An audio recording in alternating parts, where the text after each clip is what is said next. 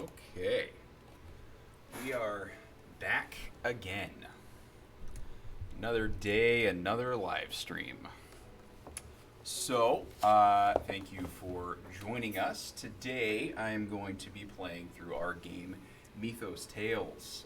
If you're not familiar with this game, this is one of the story adventure games. So you have this book of different cases, and each part of this book is a different case here. And what you're going to be doing is you're going to be each case is you're assigned basically a mystery, and you're trying to solve the mystery.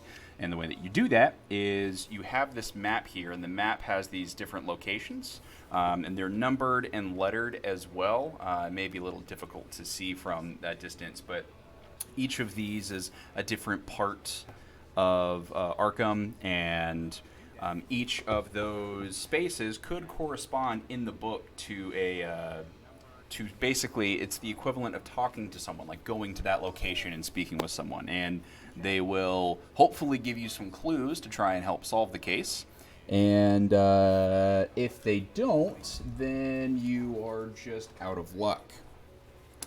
Now there is also a time limit. So for this first scenario, there it is. You have morning, afternoon, evening over here in your time tracker, and I have to have this solved at the latest by afternoon on the fifth day for this one. In addition to what I have for the book, as far as people I can talk to, there's also this directory here, and this directory it's kind of like a phone book, so it has specific people at specific locations.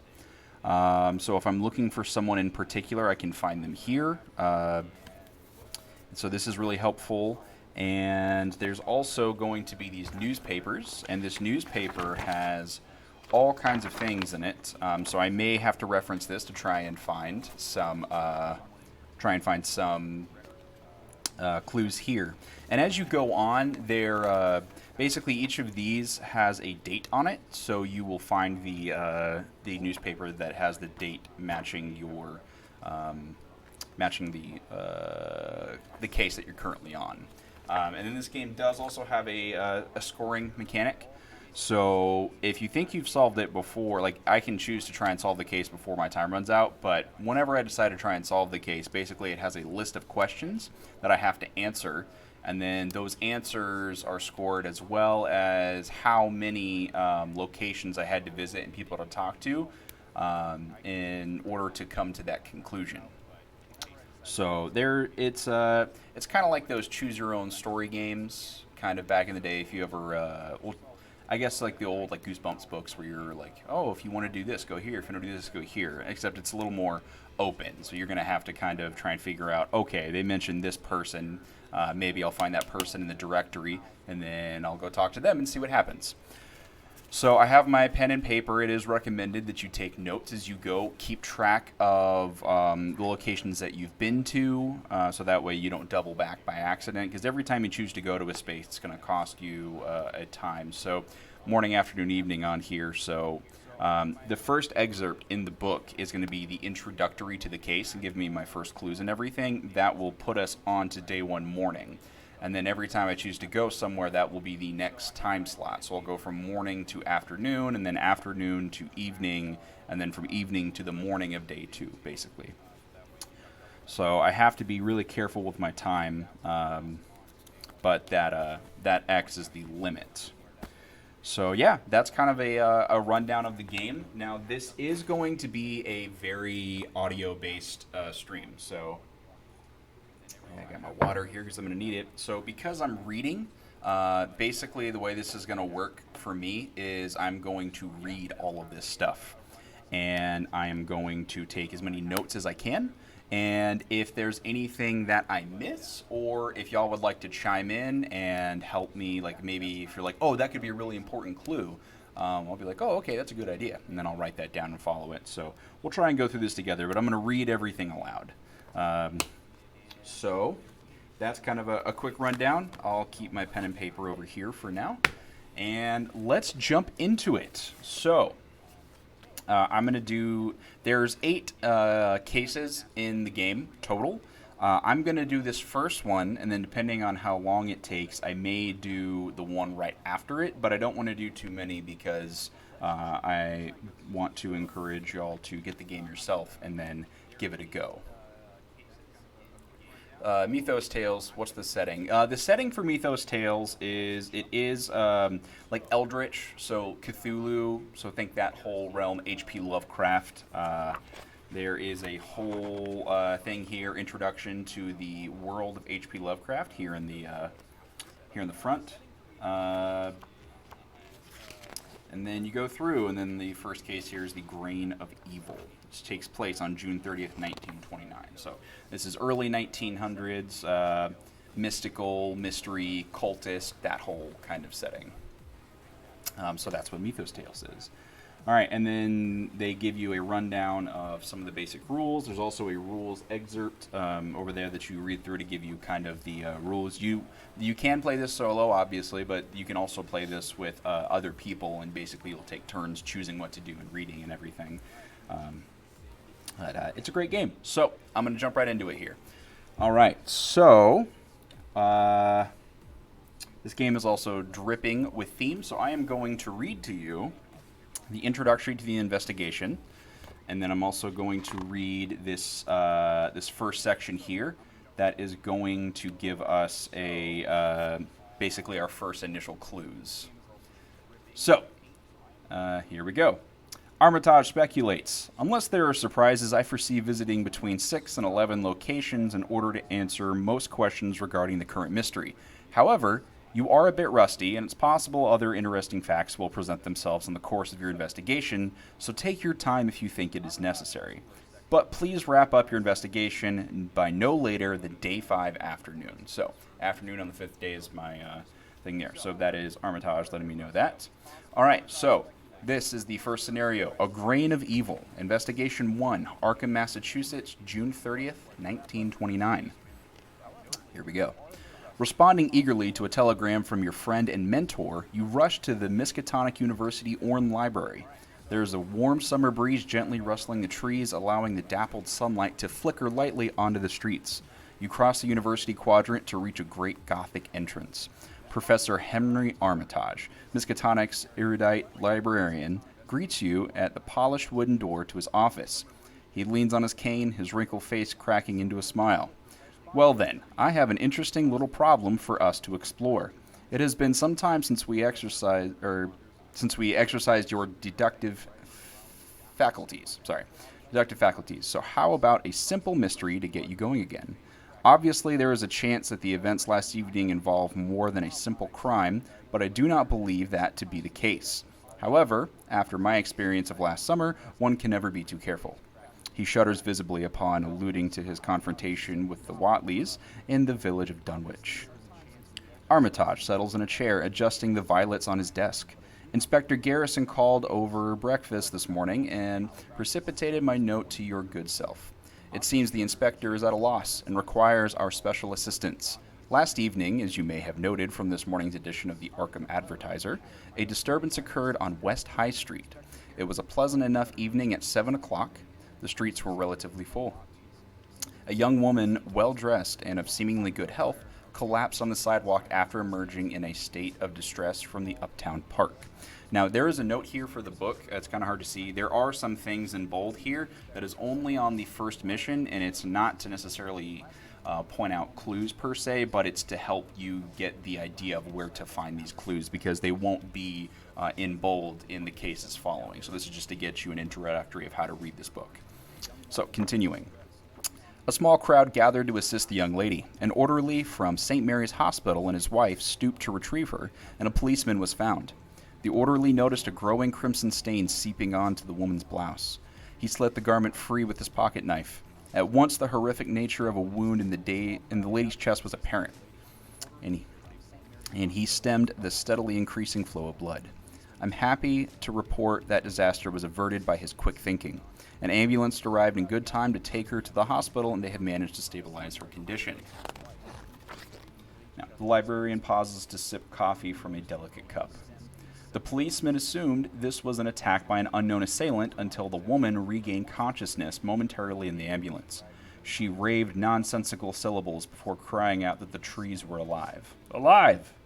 Whilst dealing with the mysterious lady, the policeman was sharp-eyed enough to spot a man lingering in the crowd of onlookers. The man was acting in a furtive way, watching the proceedings with a curious detachment. He was tall, over 6 feet, with a worn brown suit and dark hair and a distinctive birthmark under his left eye. When the policeman called out to the man, he fled the scene.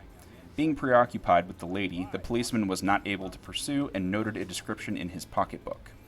Armitage sits back, the leather of his chair creaking. He steeples his fingers. The identity of both the woman and this mysterious fugitive remain a mystery. It is also for us to determine if there are forces beyond the mundane at work. You'd better get going. Let Garrison's men take care of the crime scene. They do get rather protective. Before you set off, Armitage says, remember, if you need help, come see me at my home. I am unlikely to be in my office when working a case.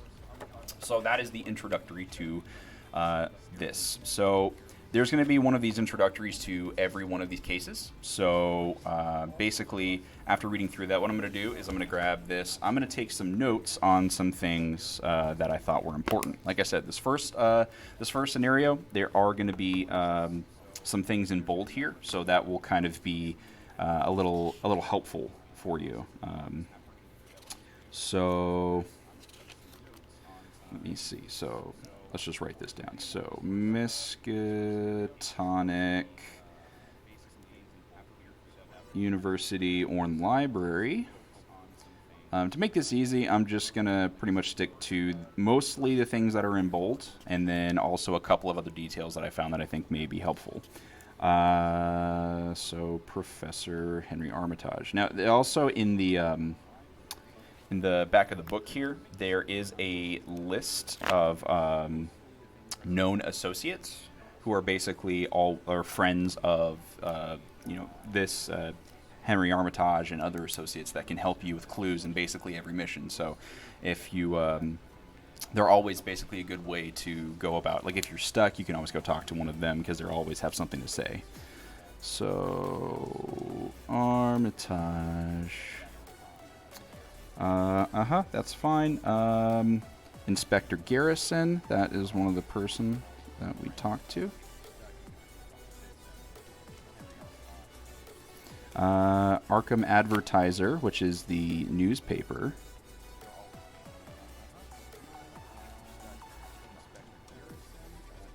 You see, Uptown Park is where it happened. So we want to make sure. I'm going to write that as incident. So that's definitely going to be where the crime scene is. He did say for us to stay away from it and let the police handle it. But if we think we need to go there, we can. St. Mary's Hospital.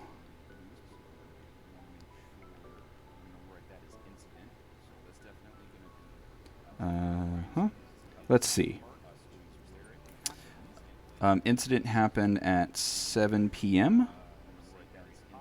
It also occurred on West High Street.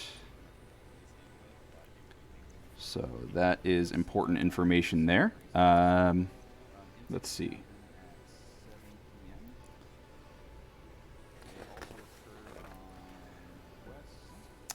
What else was here? Suspect was 6 feet or more. So let me see. So this is greater than 6 feet. He was worn brown suit, dark hair.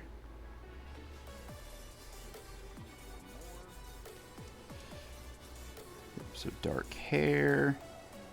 And he had a birthmark under his left eye.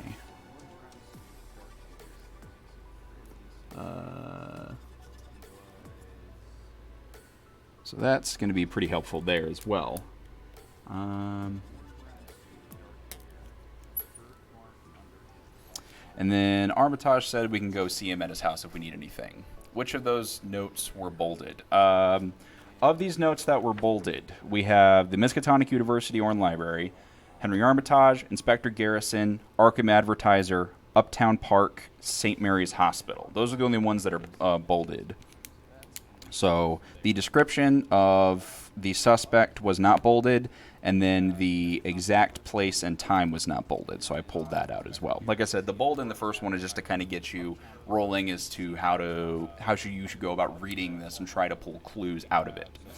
So we have that. So the first thing I want to do is, because Armitage said I could come visit him at his home, I'm going to grab the directory, and I'm going to first look up Henry Armitage, and I am going to see where it is that he is located. So his office.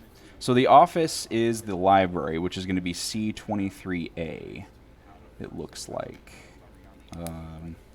So C23A, Henry Armitage office.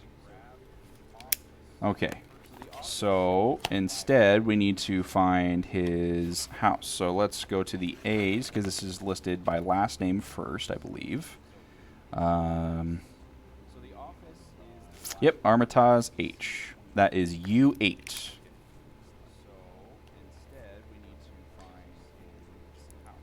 Henry Armitage. So that's where his house is U8. That is an important thing to know here. Okay. Inspector Garrison. Let me see if I can get an address on him, since we already have that name. Inspector. No, but so it's not his inspector, but let's see if we can find a garrison in here. There's multiple garrisons. We probably can't get it down. There's only one garrison, so this has to be him. So, C. Garrison is at D85. So that's where Inspector Garrison is. Let's see, St. Mary's Hospital. Let's see if we can find that.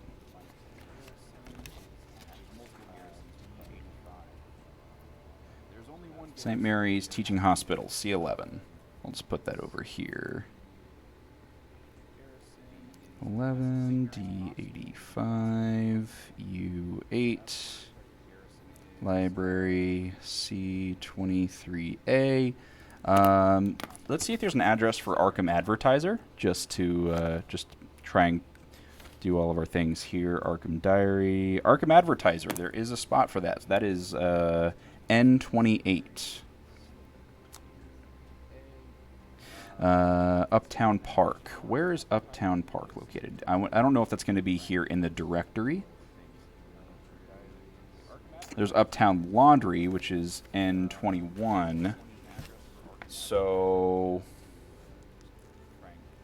Uptown Park is here at U67. That's where it happened. So U67. All right. You've also got all of the streets that are listed here, river, everything like that, north, south, east, west, yada, yada, yada. Okay, so out of all the notes that I took, I think that's all the information I can take from that first excerpt. So I'm going to go ahead and we're going to figure out who to talk to first. Now, I'm going to check and see our listed associates to make sure and see how many of those that I have here exactly. I think that's in the I think that's actually in the rules excerpt, which I put off to the side. Give me a second here.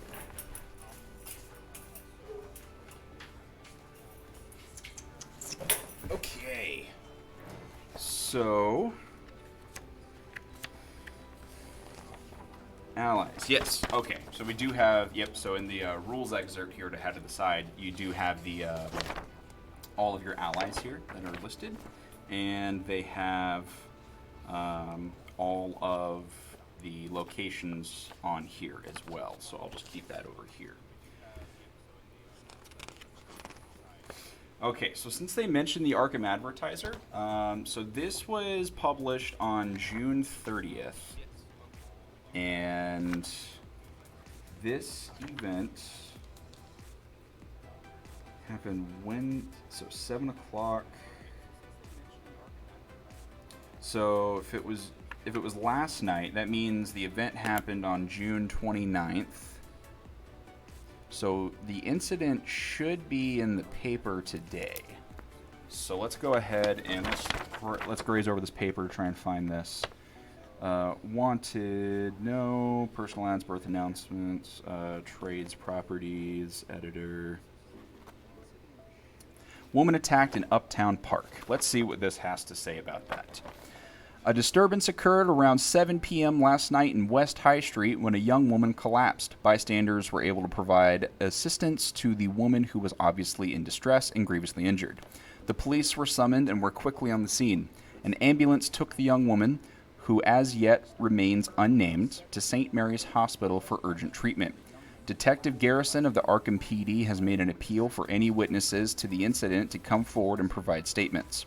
Police are treating the incident as a criminal one. Garrison also expressed surprise, remarking that this type of crime was unusual for the district, one of Arkham's wealthiest areas, but he felt this was an isolated incident and citizens of Uptown should not worry unduly. Okay, so we know that the north side is a rich area. North side is rich area. I'm not sure if that's completely relevant, but we'll see. I think the reason why that could be relevant is because the suspect description was a worn brown suit, and a worn brown suit does not seem like something that in the early 1900s, it's not a sign of them being wealthy, because they were always prim and proper and always had nice suits and everything. So I think it is safe to assume right now that the suspect is not from this area of town. So we're going to go ahead and we'll move forward. Okay. So, of the places that we can go, I don't think that there's anything else in here. National news to the editors.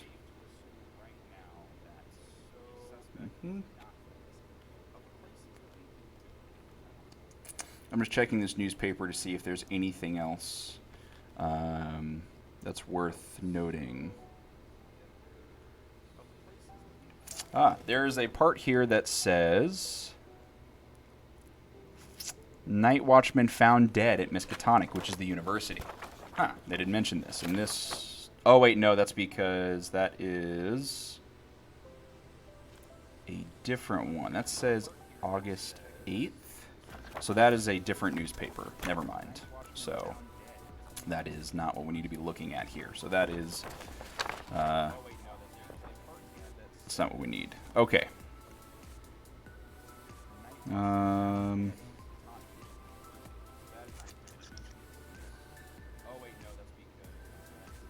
Okay, so I think that newspaper is okay for now, so we'll leave that to the side.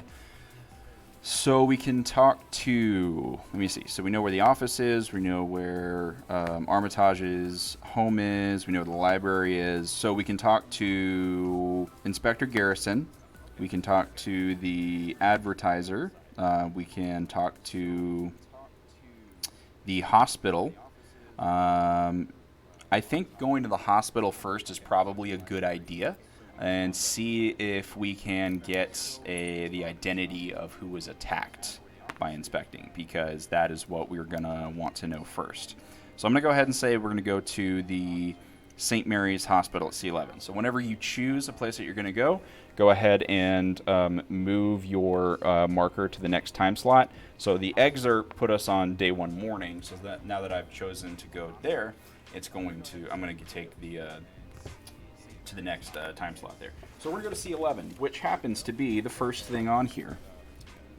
All right, so campus district.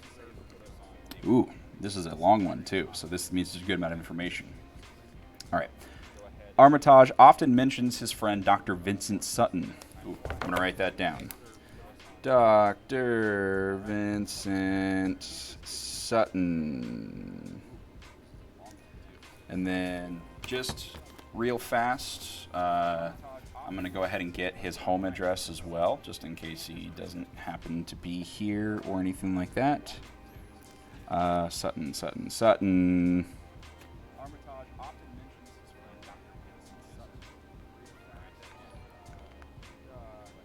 It's not there. I wonder if it is.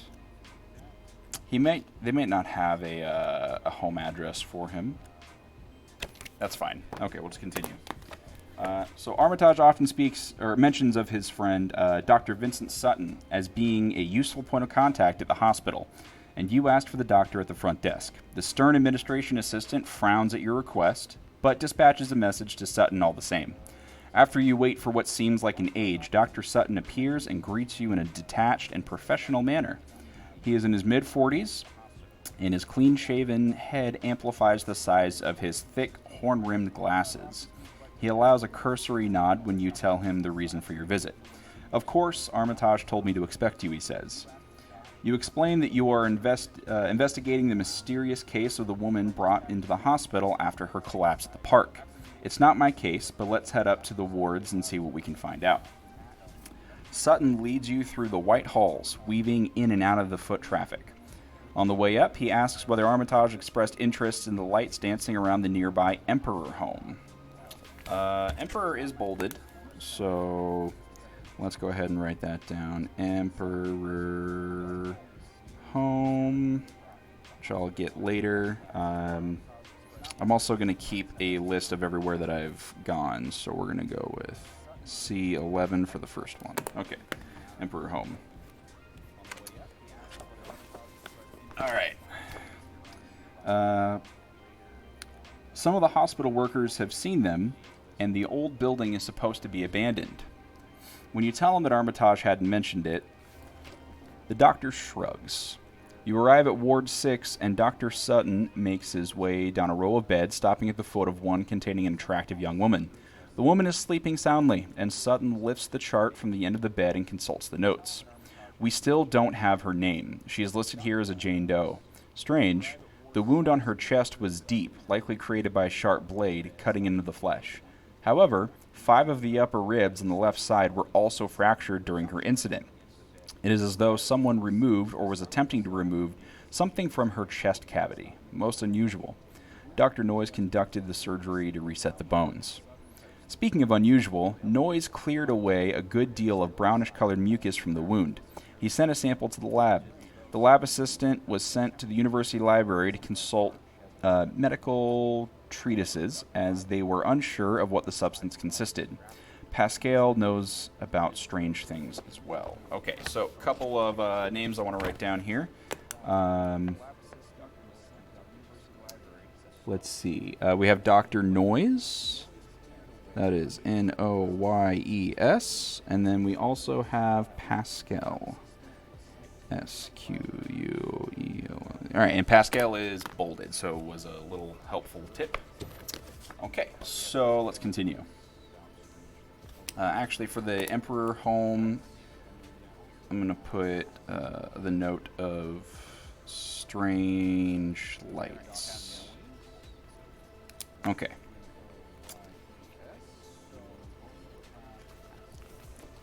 As Sutton ended his speech, a nurse arrives to administer a shot. No sooner is the needle withdrawn from the woman's arm, she thrashes in her bed. Sutton doesn't look concerned, and he pats the nurse on the shoulder. The discomfort will quickly pass. Then, shockingly, the woman's eyes snap open, and she screams a piercing shriek. Sutton calls for help as the woman raves madness, spittle dripping from her chin. Only at Bayfriars, but no, not there. The trees. Why are they walking? Edward, where's my Edward? Why is the trees have eyes? Edward, we were supposed to meet at the bell. Why are we here, Edward? It hurts, Edward. Stop it, stop it. Sutton steps in and holds the woman's shoulders, talking to her in a calm, soothing voice. After a few minutes of delirium, the woman slips into a peaceful rest. She's really been through the mill, Sutton says. The wound will heal just fine given time. However, as you have seen firsthand, there are some scars that are beyond our ability to repair. You have learned all you can from the good doctor. Her effects were taken for examination by the police. I think they were taken over to the criminologist, Dr. Corbett. Please let me know if you discover her identity. I'd like to contact her family members, and she needs someone to look after her. So that is the end of the excerpt there. So a couple more notes I want to take from this. So what she says in her rant. only at Bayfares. So we need to find out what Bayfares is. Bayfares is an apostrophe. She mentioned a guy named Edward. She mentioned the Bell.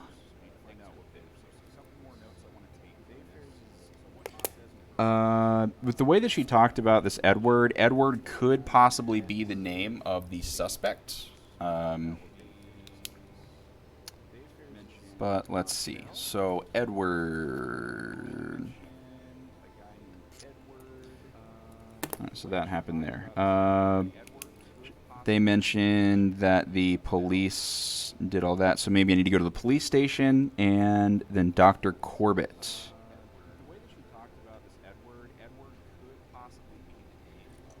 Okay, so actually we got quite a lot from there. So let's consult the directory and let's try and find these places. So Emperor Home. Let's consult the E's. Emperor is W Emperor at U41.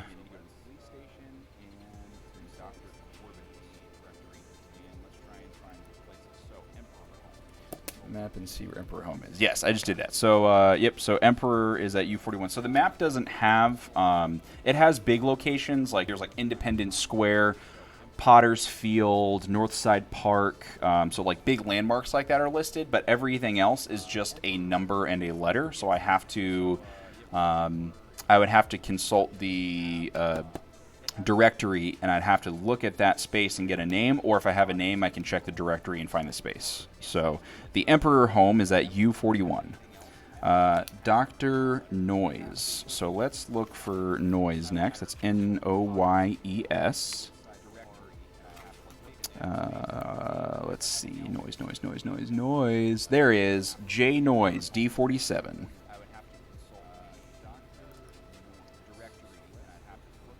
Okay, let's look for Pascal as well while we're here.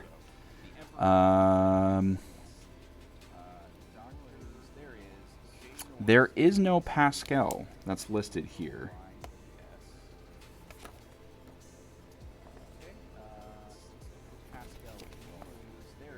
Huh. So there's no Pascal.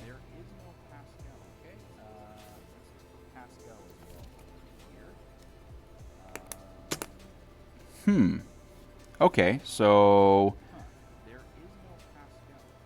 maybe Pascal is one of our allies.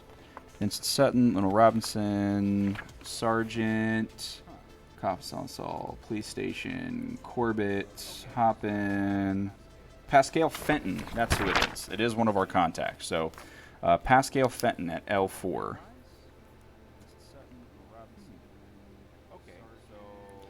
It's at L4, so they said that they know something. This also has the police station, which is at D32, so that's good to know. Dr. Corbett is also listed here, which is Herbert Corbett. So we'll just put H Corbett, and that's going to be at D45. And then that is, so let's look for, what is Bayfares and the Bell? So Bayfares.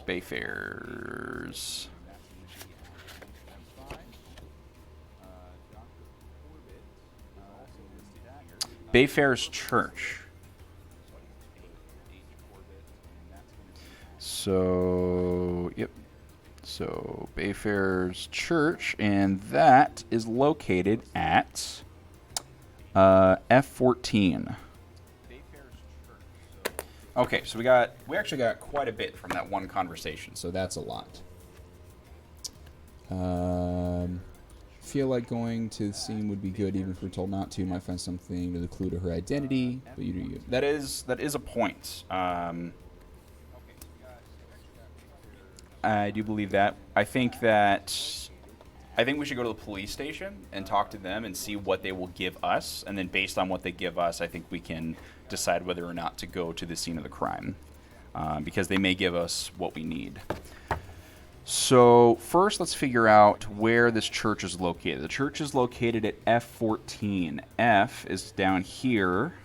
So F14 is actually right here, right off of French Street. So that's going to be right there. That's not far from the old Arkham graveyard. And so she said that they were supposed to meet here by the bell.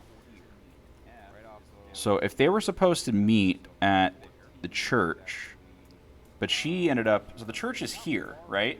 Here, I'm going to hold my place. So the church is here, but Northside Park is all the way up here, right? And, like, that's not close to each other. So if the incident occurred there, and she said they were supposed to meet here... That doesn't really make a whole lot of sense. But, yeah, so north side, man, okay. Oh, wait a second. Yeah, it is north side. Wait, no, it's Uptown Park, right? That's what it was, yeah, Uptown Park. I'm sorry, not Northside Park, Uptown Park, which is here. So Uptown Park to the church. So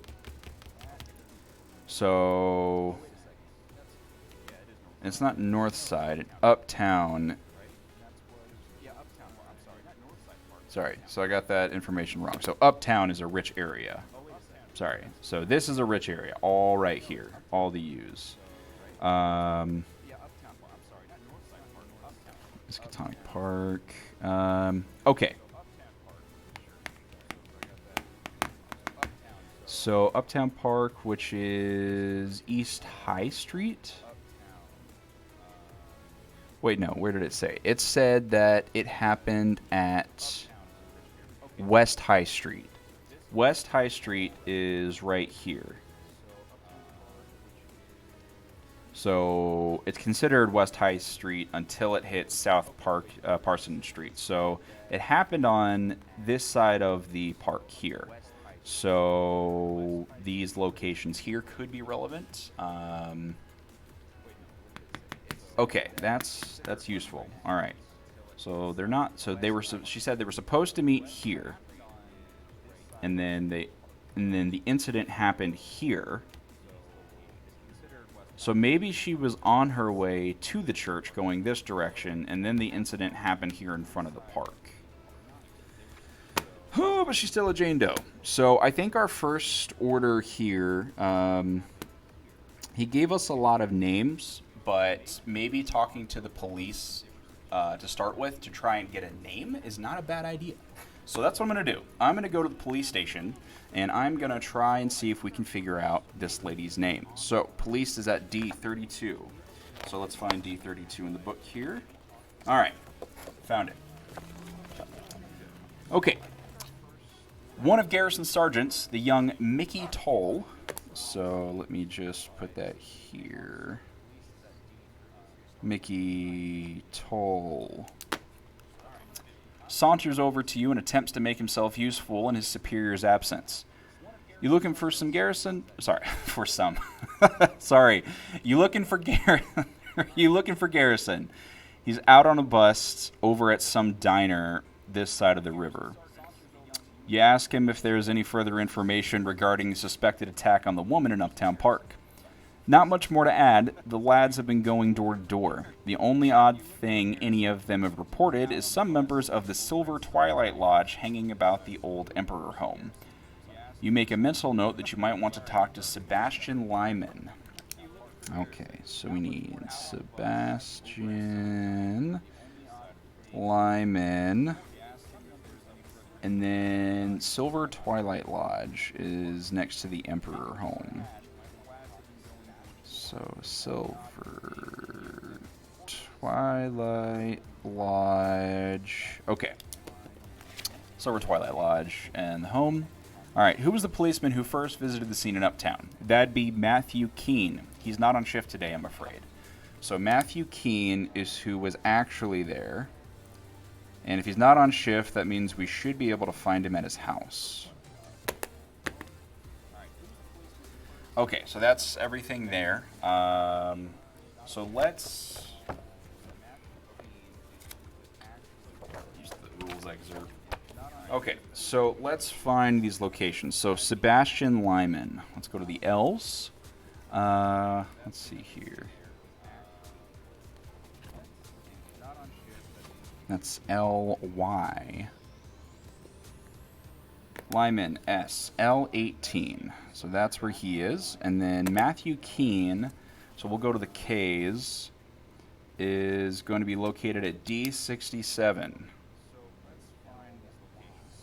Alright. Joining Lovecraft, Silver Twilight Lodge is usually an important location. Yeah, I am not familiar with anything to do with this whole Eldritch stuff. It's never really been my forte. But Silver Twilight Lodge. Okay, so that's a good thing to know. So where is the Silver Twilight Lodge? Let's go to the S's and find out where that location is.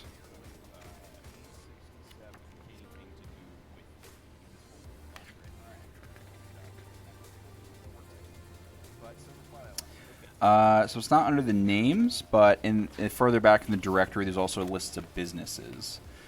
So maybe it's under hotels? It's not under hotels. Locations, private companies? No. Private residential? No. Restaurants, schools? No. Clubs? Maybe it's a club? It's not a club. Store? No, it's not a store. It's not transportation. It's not that. It's not a warehouse. What is it? So, if it's not listed there, is it listed here?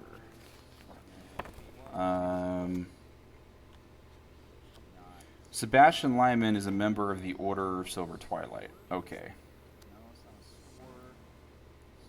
So it doesn't actually have the lodge, but it has that guy. And it does have another thing here. Its mysterious leader is Carl Sanford. So that is Twilight Lodge leader. Okay. So let's find out where Mr. Sanford is located. Sanford. See Sanford, U56.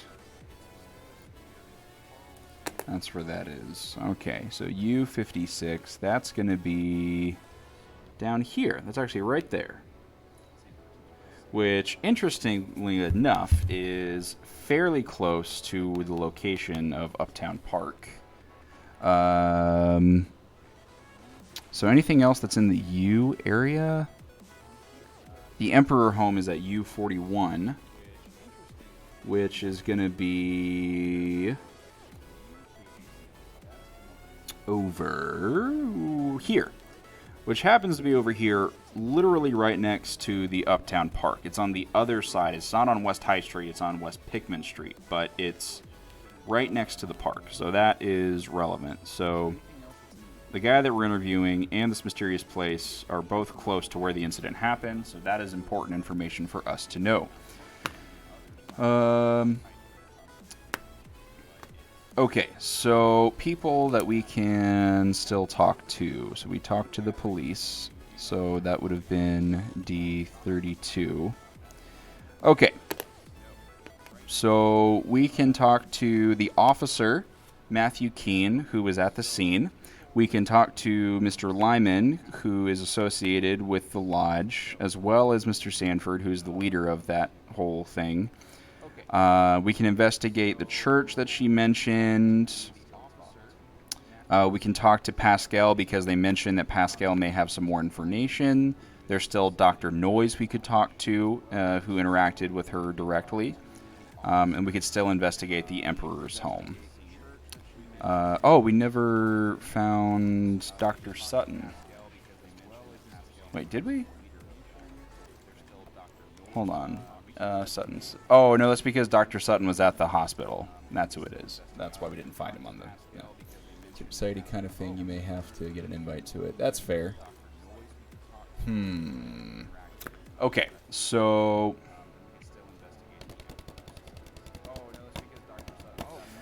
all right, so I think that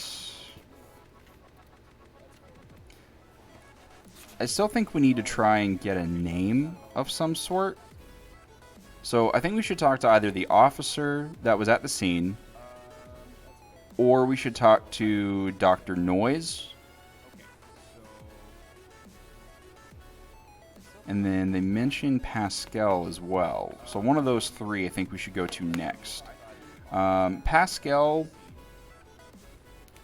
is listed as one of our contacts that seems to be a pretty good source of information on a regular basis. So maybe we should go with the known source of information first. So I will do that. Let's go talk to Pascal for the evening. Pascal's located at L4. So let's go here and let's go to L4. L4. There we go. All right. Ooh. There's a lot. Okay. All right, here we go. Armitage has little good to say about the odious little man that is Pascal Fenton, Arkham's most celebrated occultist. He and Armitage have had a lifelong rivalry. Too much the showman and, some might argue, charlatan for most tastes. However, Pascal manages to make an impressive living. His mansion is tawdry and garish, decorated with a vast collection of the occult, including deformities in jars, unusual medical devices, and jewelry that evokes satanic ritual.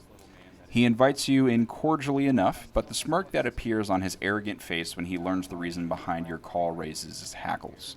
Oh, so now I'm consulted on this matter. I would have thought that bumbling idiot Garrison would have come himself rather than sending his protege. Biting your tongue, you explain the wound on the young lady and why the police would be concerned. Pascal realizes he is being a bit nasty and changes his tone. Trees. She went on about being attacked by trees, did she? I would suggest that you have stumbled upon cultists of Shub-Niggurath. That is one of the Eldritch gods, I believe. So that would be S-H-U-B,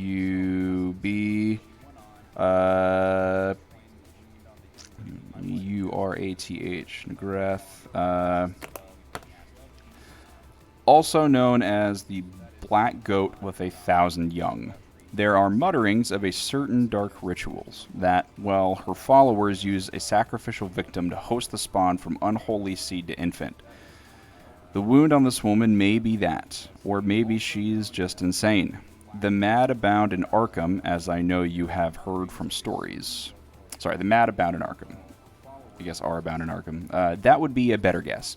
Pascal pauses and you encourage him to tell you more about Shub-Niggurath. He is a bit reluctant to share his knowledge, but continues. A spawn of Shub-Niggurath is sliced free from the flesh of the host and brought into this world to wreak whatever horrors it may. Whatever horrors it may. Investigate the witch cults in Arkham if you truly want to go down this path. It very well may be that the lady who was attacked is delusional from some poison, or she made it all up together. You ask what the spawn is likely to do if indeed it has been born into the world. Pascal bites his lower lip. For now, nothing. The spawn will take a number of years to fully mature. The texts speak of these creatures often attacking domesticated animals, particularly dogs and cats. Even in seed form, the animals can sense their evil presence. With this, you thank Pascal for his insights and leave. So we got the name of one of the elder gods, and that people worship it. Now, I think another important thing here, talking about the spawns attacking domesticated animals. I'm going to consult the newspaper here and see if there's been anything talking about.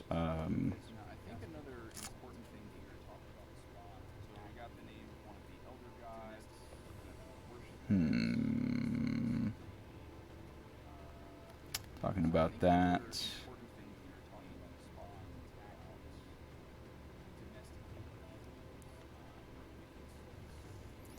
No, no, no. Nope, nothing there. So that's just a thing there. Okay, well, that was... I feel like we didn't get anything from that. Alright, let's go talk to Mr. Keene, the officer that was at the location. That's D67.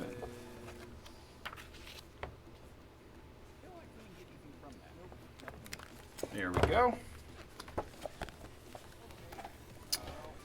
Officer Matthew Keene's house is a small but tidy affair on East Kerwin Street, facing Independence Square. Your knocks are promptly greeted by a muscular young man with a clipped mustache. He is dressed well. It is likely he just arrived home from church. Keene invites you inside where his wife pours you a cup of coffee. Keene relates the tale almost precisely as it was described to you by Armitage. Is there anything else that you can add, you ask? Not really. I'm sorry if you've wasted a trip, but I always try and make my reports as detailed as I possibly can. The orderly who helped attend the lady, that's Lawrence Hetfield. Ooh. Let me see here. Lawrence Hetfield. We'll find that person out here in a minute. He and his wife, Emily, live on Southwest Street over up French Hill. I know that they took the injured already to St. Mary's Hospital, and Garrison had me deliver her belongings to Herbert Corbett, the consulting criminologist. And that is all we have. Okay. So he referenced us again to Corbett, and we have a new name, Lawrence Hetfield. So that was D67. Go ahead and note that. Dealing with reflect cop's identity. That's true. That is true. Okay. Everything you're saying is correct, Neil. All right. So we now have... So let's find out where this Lawrence Hetfield lives.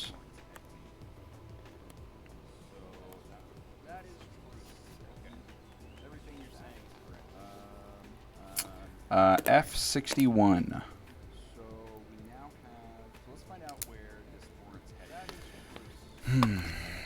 So that's 2 locations in a row. I mean, we got a name out of this one, but I don't know if that really helped us move the investigation forward.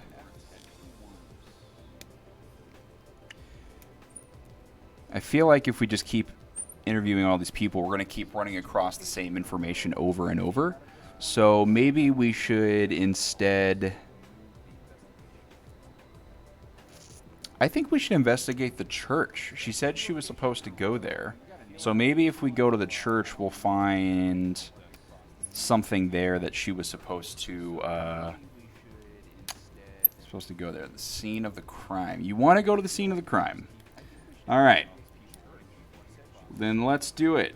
U67. We are going to go to the scene of the crime because I trust Neil. All right. U67.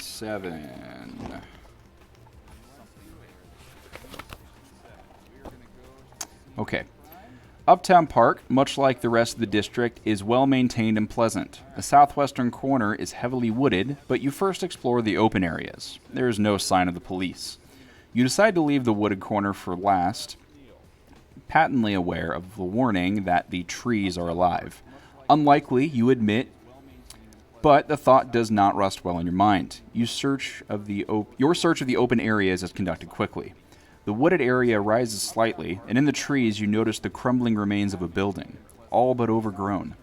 In a clearing beside the building, you discover a dark stain on the bare earth. It's blood. A rustle of the trees catches your attention, and then suddenly your blood runs cold at this stench, akin to an open grave, reaches your nostrils. You turn in the direction of a noise. You instantly recoil in horror as one of the trees surrounding the clearing moves into view. Or are you hallucinating? But the tree did move. The thing is near 16 feet tall, ink black, with branch-like tentacles that reach for the summer sky. You are frozen, fearful, and taste bile in your mouth, vomit rising in your throat. You flee, heart pounding out of your chest, running from the territorial monster. You run for 2 full blocks. No, this cannot be. Your imagination has gotten the better of you, but it was so clear the thing was moving. The dread books that Armitage has led you to glimpse do contain. Could they contain the truth?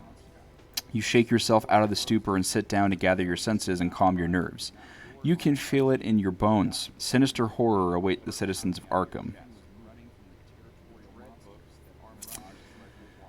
Okay, so we went to the scene of the crime.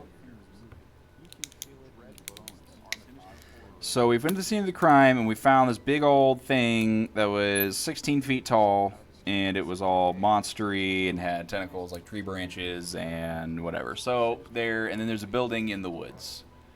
So there's something going on over there that's not good. That's bad. Okay.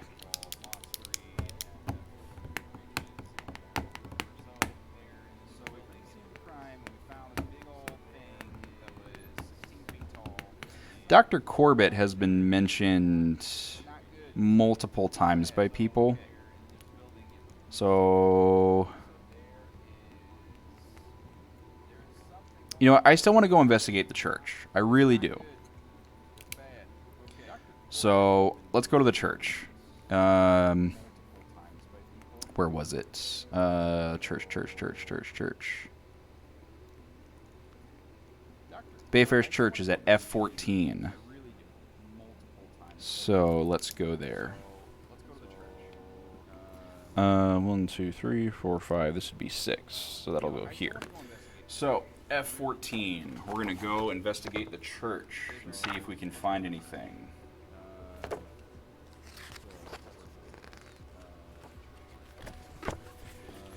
Bayfair's Church has clearly been abandoned for some time. There are a number of vagrants clustered around an oil drum fire. One man spits menacingly into the fire, eyeing you with only one good eye. You mingle with the vagrants, and eventually they open up. You describe the woman who was injured, and they tell you that a woman matching her description came by earlier with charitable gifts of food and clothing. I believe her name was Martha, the one-eyed man sputters. I didn't get a good look at her face on account of my one good eye. So we have a first name that matches the description of the lady in the hospital, which could be Martha. So that gives us a first name, but that does not give us that doesn't give us a full name.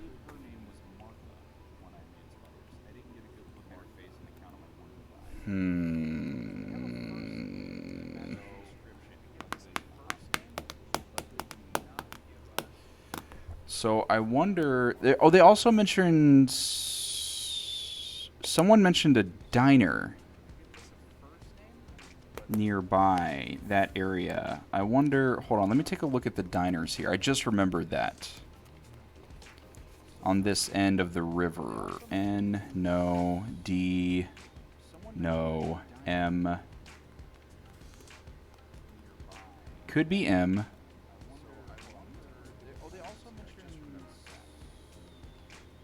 But not there. So it could be Bell Cafe,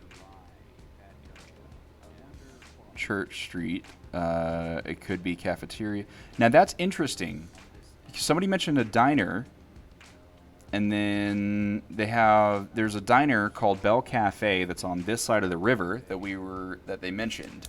So that's actually relevant. That could be the Bell that she was talking about. So Bell Cafe is at M42. I think that's relevant. I think we should go there. So, oh no, my handy dandy notebook. Okay, so let's just keep a track of this. So C11, we went to D32, we went to L4, we went to D67, we went to U67, and then we just went to F14. And now I want to go check out that diner, which is at M42. So, let's go to M42 and see what it has to say. The Bell Cafe is a homely establishment, all wood paneling with a quaint furniture and gingham-patterned clothing.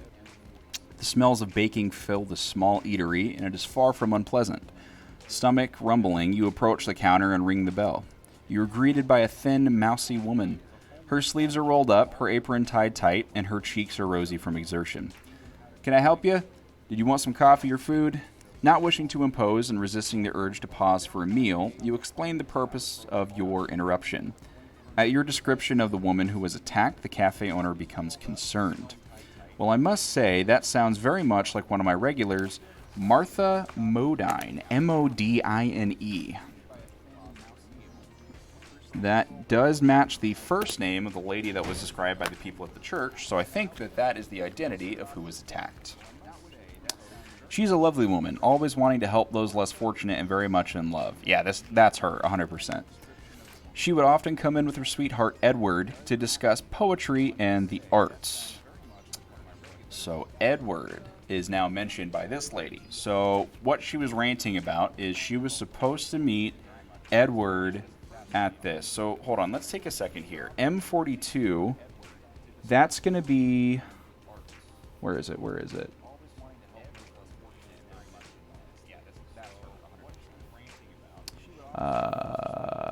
It's got to be right here somewhere. M42. So it's right here on the corner. And then Uptown Park happened here. I'll bet you anything that Martha lives somewhere in this area and she was going to be traveling up to meet at the Bell here, like this. Huh.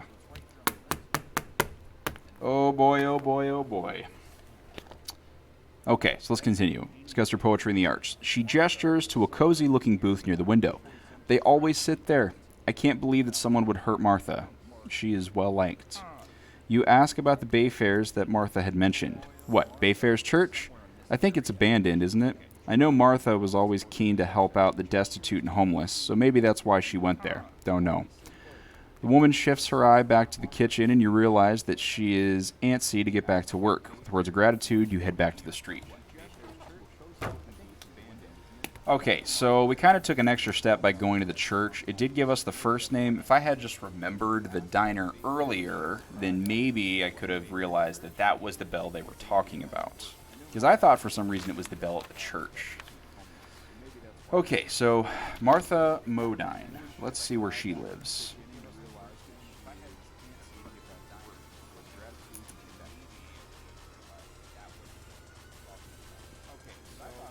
She doesn't live anywhere. She's not in this book.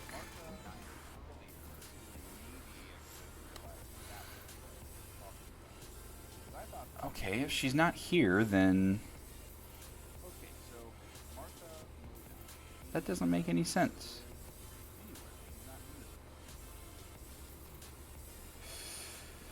Okay.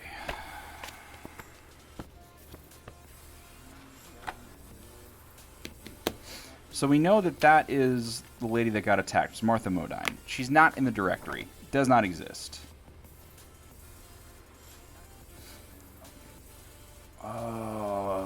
Why have you done that? Let me just double check and make sure I wrote that down right. Yep, M-O-D-I-N-E.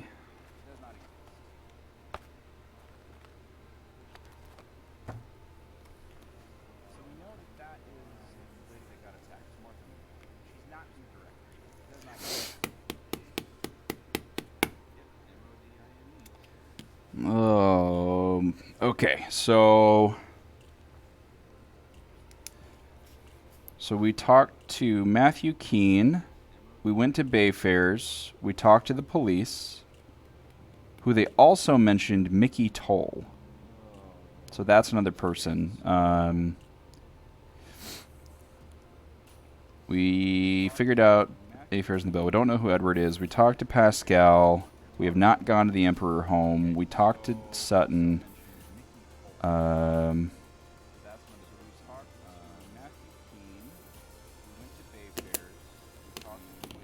All right, so leads that we have right now is we can still talk to Inspector Garrison. We have this last name Hetfield, who was mentioned earlier. We still have the Emperor home we can investigate. We still have Dr. Noyes we can talk to. We still have Dr. Corbett we can talk to. We still have Sebastian Lyman, who's associated with the Lodge. And then we have Carl Sanford, who is the head of that order at the Lodge. Okay, so...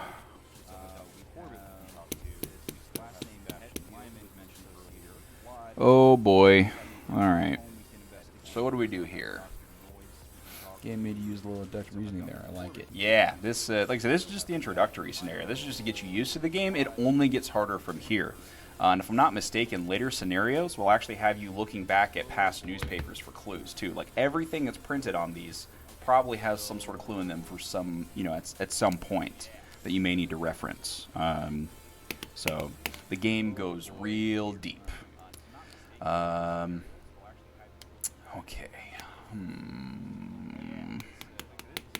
All right, so I think that I need a haircut. Aside from that, I think that Mickey Toll. Okay, where does Mickey Toll live? All right, so I think that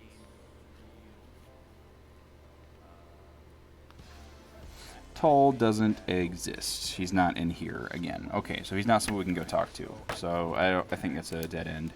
Maybe we should go talk to Dr. Corbett. He was mentioned multiple times by multiple people. So I think we go there. So let's go talk to Dr. Corbett at D45.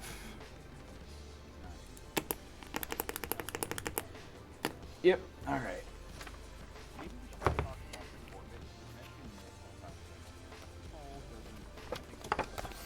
All right, D45. You rap on the door at Herbert Corbett's lab, and after a moment, you are greeted by his helper. He recognizes you and shows you through to Corbett's workroom. The workroom is a chemistry lab with several Bunsen burners blazing away. Herbert's huddled over a bench. On his head, he wears a magnifying apparatus, which he lifts to greet you. Welcome to my criminology laboratory. He shakes your hand. Sensing that this man is kept very busy, you don't waste any time with pleasantries and ask about the attack on the woman in Uptown Park. Ah, yes, a strange one. I believe that I can shed some light on her lodgings, if nothing else. Corbett reveals a brown cardboard box. Garrison left these for me to examine. The blouse, as you can see, is saturated with blood from a wound made in her chest. I was interested to note that the blouse was not damaged before she was administered first aid. This suggests that the blouse was put on the woman after the injury occurred. More revealing is the lady's purse, which contains an address here. He rummages in the box. This is a bill from Rennie's boarding house and a receipt confirming that she had paid for the next month's rent in advance. There is a receipt as well from a bookstore. Oh, this is good. Okay, so if you can see here, it's got the picture of the receipt that we can investigate. All right, so this says Meredith's Used Books, $3, received with thanks for Coleridge's collected poems to be inscribed on the inside, covered with to Edward with all my love. So it's a poetry book for Edward, and the receipt is also for Rennie's boarding house. So we have the bookstore. Oh man, now we're cooking with Crisco, as we say in the South. So we have, okay, so we'll go with Meredith's used books. I can't even read my own handwriting. And then we also have Rennie's boarding house.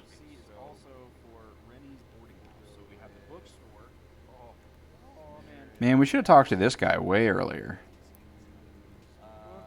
Okay, so used books. Maybe it's back here. Boarding houses. Rennie's is at F16. I think we should head there next. I think we need to talk to Edward. And then Meredith's used books. That's going to be...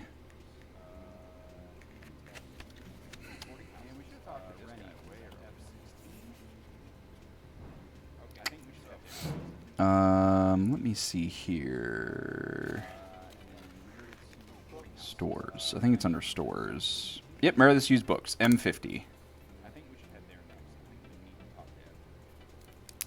Yeah, I think we need to talk to Edward before we go to the used bookstore. All right. So, let's go to... All right, so we're on day 3. We're running out of time.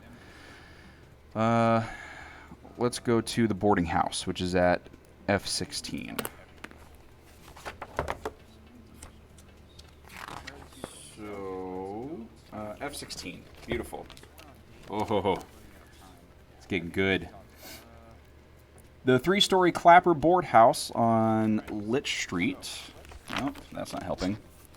Sorry, it's kind of hard to read with some of the binding here. Litch Street is neat and presentable.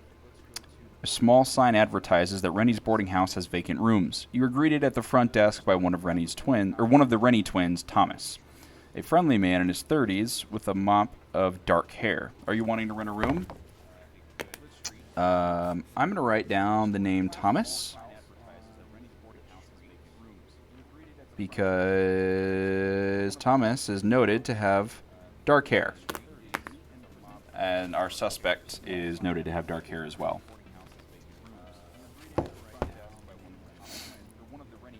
You describe the woman in the hospital who was attacked, explaining that she had a receipt for payment for one of his rooms. Well, that sounds very much like Martha Modine. She has been with us for over a year now. I believe she works over on Main Street in one of the stores. I do hope she is okay. She's got a kind heart, always willing to do a kindness for a stranger. She's smitten as well, having recently fallen in love with a man named Mr. Hartwell. That means Edward is Edward Hartwell. So...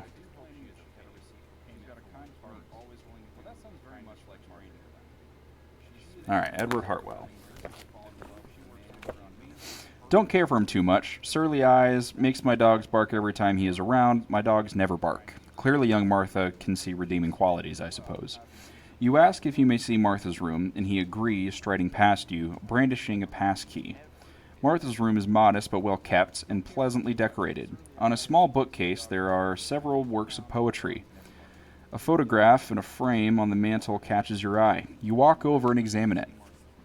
It is the picture of a lady and gentleman, and there can be no doubt that this is the woman that Armitage described. The couple gazes lovingly at one another with that faraway, dreamy look of a movie romance.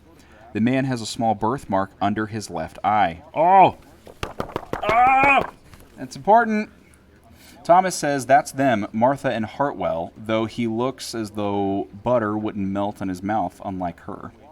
You ask for more information on Hartwell, and Rennie tells you that Hartwell has been seeing Martha for several weeks, and that he had a house on the lower south side on East Saltonstall Street.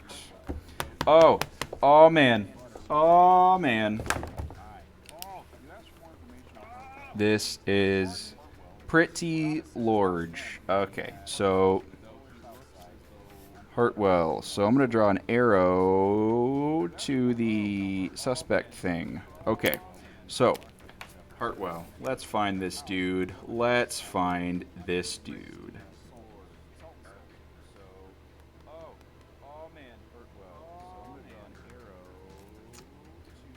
Hartwell, E, L26.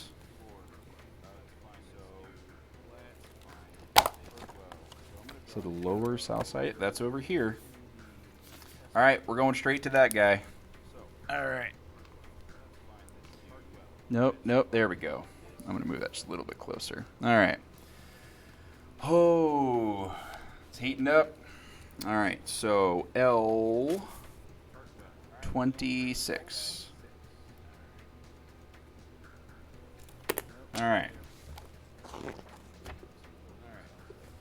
L26.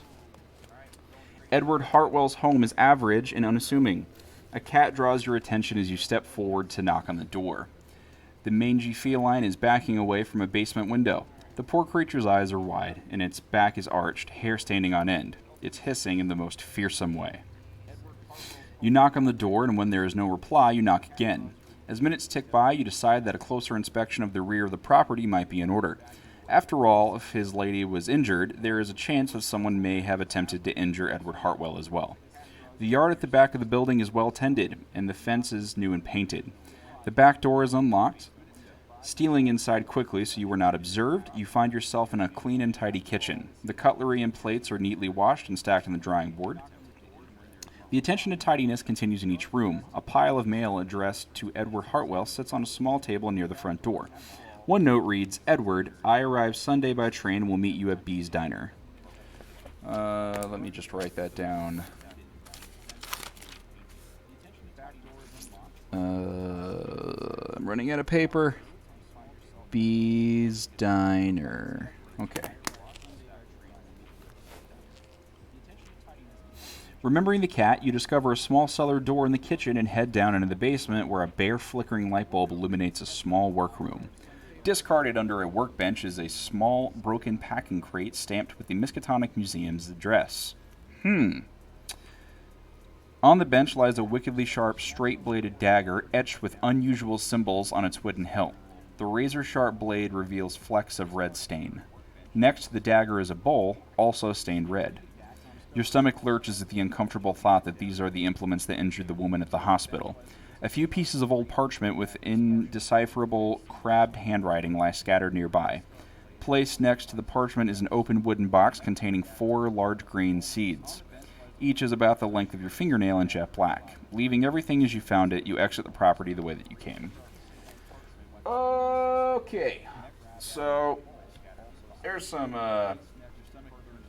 cultist stuff happening with Mr. Hartwell, obviously. So there's a broken crate that belongs to the museum. And then there's also a blade with blood on it and bowl with blood on it. And then 4 seeds that are black that are roughly the length of a fingernail.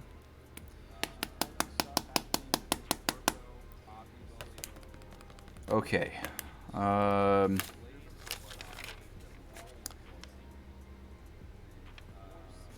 Alright, so let's knock this off. We talked to Dr. Corbett.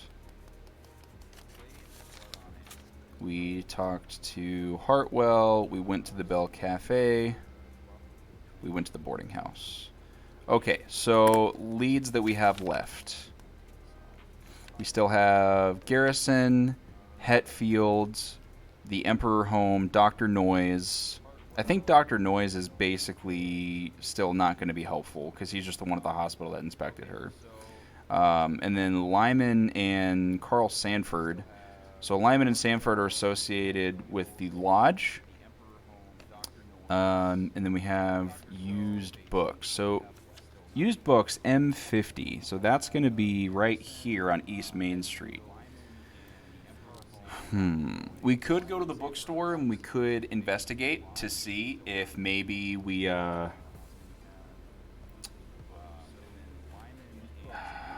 maybe there. I mean, I guess we could also go to the museum. I mean, if there's a broken crate from the museum, it means that it was probably stolen or intercepted in some way. So if we go to the museum, we may be able to talk to them about see if there's anything that was stolen or is currently missing. And they may do that. This is awesome. This is awesome, Colby. I'm glad that you're enjoying it as much as I am. And every single mystery in this game is like this. Generally it's a little bit deeper. It's a little bit tougher as well. So as you go through the different mysteries, it's going to get harder and harder too. So. And like I said, this is the easiest one because this first one, like I said, they use some bolded words to try and help you figure out what to pay attention to. Everything from here on, there's no bold, there's nothing. It's just words on a page and you have to interpret it. So it gets a lot harder. Okay, so we could go to the museum and we could talk. So let's see how many we got. 1, 2, 3, 4. We only have 5 more places that we can go before we have to try and solve the case. So we know that there's something weird happening at the park.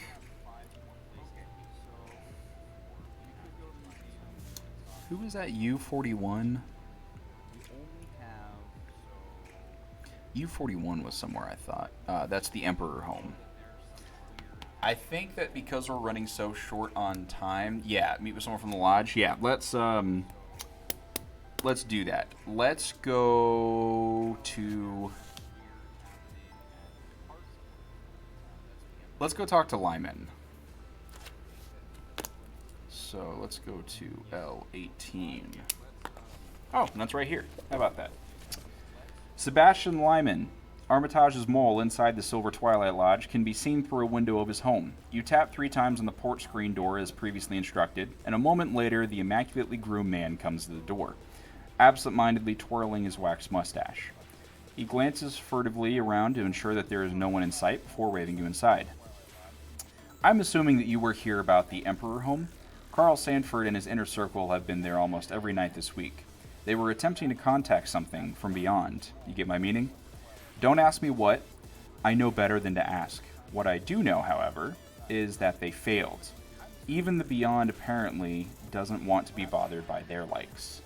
He continues, Carl was in a filthy mood when I saw him today. Thankfully, when he descends into one of his melancholias, he hides away for a while, clinging to his secondary interest, preferring the old drinker 2 or 3 or 4, if you know what I mean. I think they are going to leave the Emperor home alone for the time being. He will be back to his tricks again soon. Now you have to go. Carl could surprise me with a visit today. If you are caught here, that would be the end of both of us. So, Carl is a drunk, and according to him, they had tried to contact the Beyond, and they said it failed. However, we saw a monster in the park. We know that. So, something didn't fail. So I think from here we need to talk to either Carl Sanford or we need to go to investigate the house. So there's 1, 2, 3, 4, 5, 6, 7, 8, 9, 10, 11. 3, 6. Hold on. 1. So that's 1, 2, 3, 4, 6, 7, 8, 9, 10, 11. This should actually be here. Oh, we have way less time than we thought.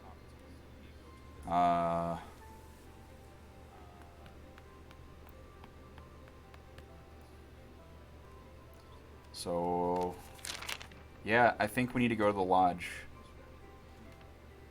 Or the Emperor house.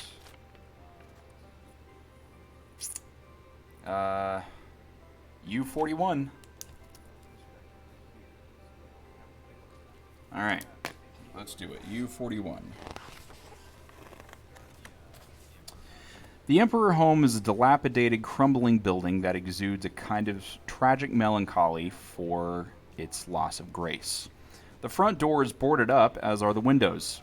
Around the side, you find a window that has had the boards carefully removed and placed neatly on the ground. Squeezing through the narrow opening, you find yourself in a moldy hallway. The smell of rot and damp permeate the air. There is little to discover on the ground floor, apart from evidence that the hallways have been well trodden recently. The dust is thick everywhere, except a trail leading to the stairs. The trail continues up the stairs onto the 3rd floor. In a large room, presumably a former music room judging by the moldy piano pushed into a corner, you find something disturbing. The room contains a large painted pentagram on the wooden floor, with unlit black candles at each point. A series of sigils are daubed across the walls and floor with the word Nyarlathotep. That's another one of them there gods. I know that one. Nyarlathotep.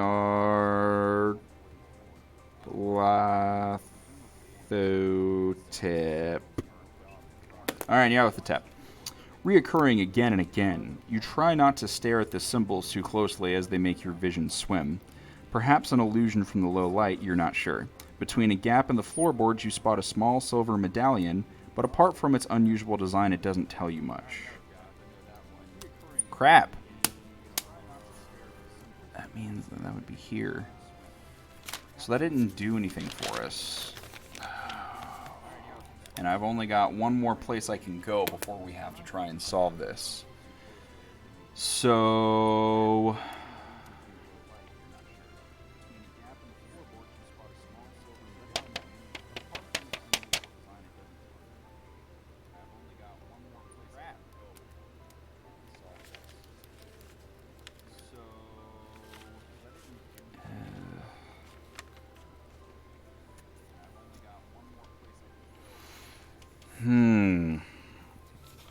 Alright, and what leads do we have? Alright, we talked to Lyman. We still have Sanford we could talk to. We just went to the Emperor home and didn't find anything.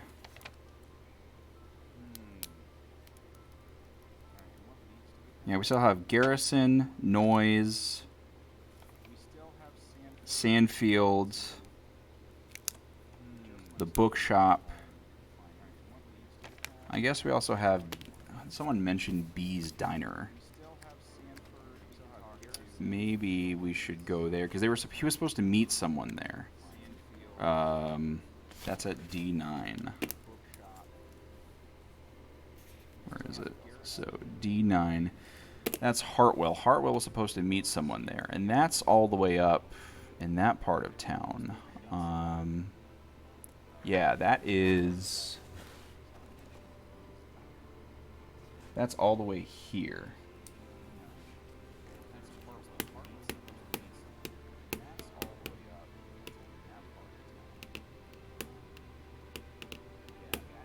Alright, and this is Sunday, June 3rd. So this is Sunday, and the note said that they'd be arriving on Friday, so they already happened there. I think... Oh, I need more time, but I don't have it. I think our best... read the notes out loud again.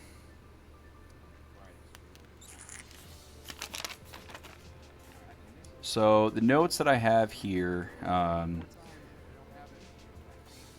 so Edward Hartwell has to be the guy because he was noted that we saw that he had a birthmark under his left eye, so we think that he's a suspect that they went after.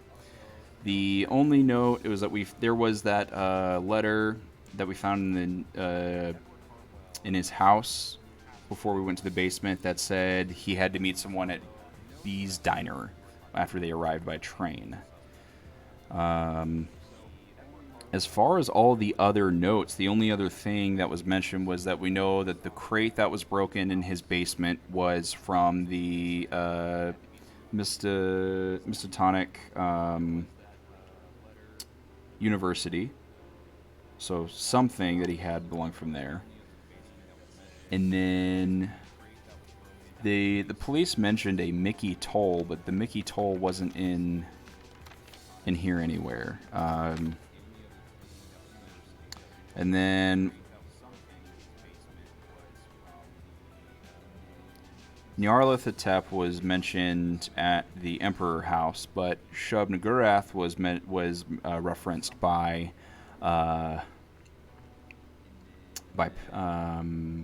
Pascal. I don't think talking to the police chief is going to do anything. Oh, I guess we also have this other guy, Carmine Hetfield.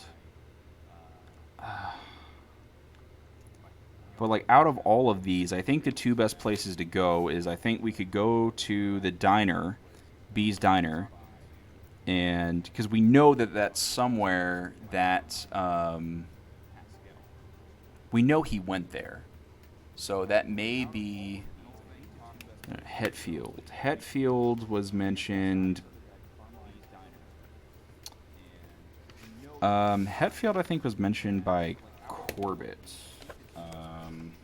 Let me reference that real fast. No, it wasn't Corbett. Was it the hospital? C11?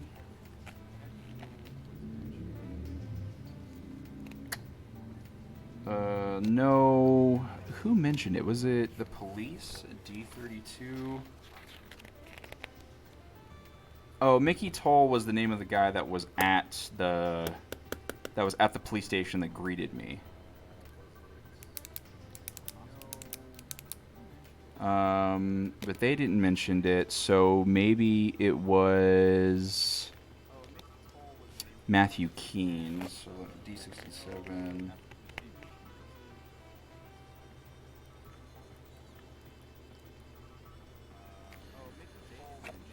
Hetfield is the name of the person that helped. So it was Matthew Keene that mentioned it. Hetfield is the name of the doctor that helped the lady when she was attacked. So that seems like a good lead too.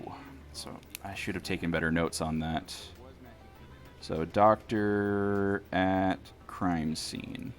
Yeah, so Dr. Hetfield and his wife were the two that took care of the lady after she was attacked. So we know that that's a thing. And then B's Diner, we know that Hetfield went there. So I think that one of those two... But I've only got one more person I can talk to here, right? So... I feel notes for this should be taken in flowchart format, yeah. Yeah, I have these small pieces of paper, not large size one. I should have... Yeah, this is a testament to you should take a little bit better detailed notes here of when you're doing this so you can reference them.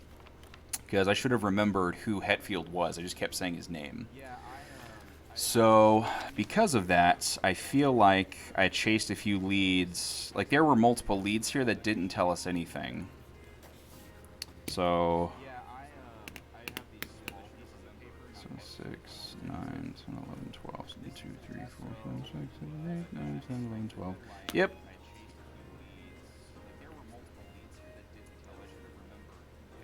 So actually, I'm going to need to check this and see.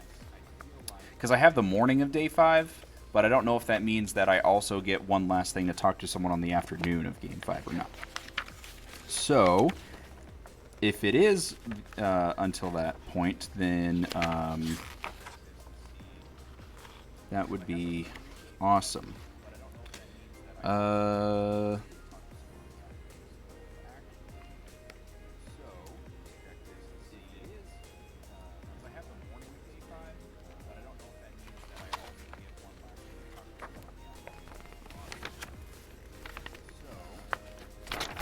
Let's see what it says here about that.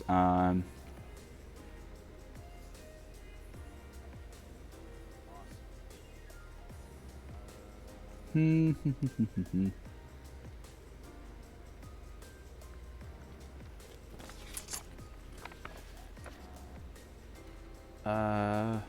wounded day 1. No, that's fine.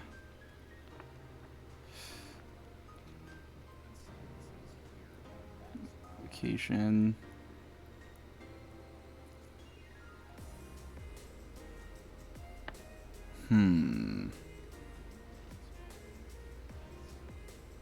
Okay, so I still, even though it's here, I will still get to read that encounter.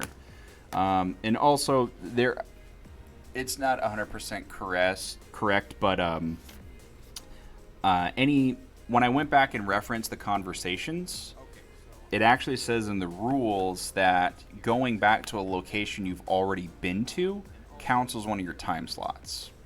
So that's why the detailed notes need to be very detailed, because as soon as you go to another location, if I need to reference that again, then that means that I will have to use a time slot for it.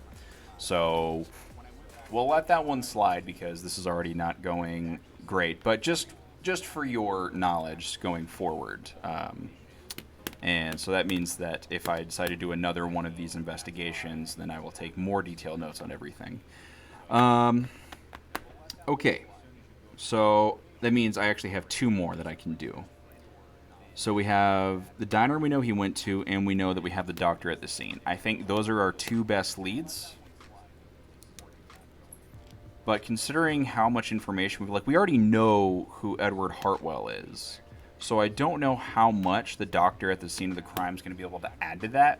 I think we need to chase the trail of where Hartwell went, because I think if we can find Hartwell, then that will solve a lot of what's going on here. Anyone else relate to the Silver Twilight Lodge? The only person that it related to was Carl Sanford that I mentioned. And in our conversation with Lyman said that Sanford was unsuccessful summoning anything, and his other hobby was drinking excessively. So I think that if we went to talk to Sanford, it's just going to be a bunch of gibberish, possibly. And I think that it's also going to be, he's going to just be super drunk, and it's going to be a waste of a lead, I think is what's going to happen. I think our best bet, because we know who Hartwell is, I think we need to chase the trail of where he went to try and track him down. I think that's going to give us more of because the mystery we're trying to solve right now is who attacked the lady, and I think that we need to prove that it was Hartwell. So I think we need to chase that hole while also keeping in mind that all this other occult stuff is going on. So that's what I'm going to do. I'm going to go to B's Diner, and I'm going to hope, that we get something there that's useful. So D9. So we are on the morning of day 5. D9. It looks as though you missed the action by the time you arrived at B's Diner. A police wagon pulls away as you turn the corner. You spot Inspector Garrison standing with several uniformed officers inside the diner. The detective greets you with a nod. We got him, thanks to the tip from Armitage. Edward Hartwell matches the description of the man that Keene saw fleeing the scene of the attack last night. I've placed Edward under arrest, but he wasn't being particularly cooperative and things got violent. That said, I think that he's going to end up in the sanitarium, to be sure. The nonsense he was babbling. The overturned chairs and smashed crockery scattered around the diner tell the tale of his arrest. You ask if Hartwell had anything suspicious in his possession. Perhaps. He came in the diner with a small package, according to a waitress, but he met a man who called himself Victor and gave the package to that gentleman. The waitress overheard Hartwell's companion saying that he had to rush off so that he didn't miss his train. Garrison appears upset that Hartwell's contact evaded capture. My jurisdiction ends at the city limits. That package is someone else's concern now.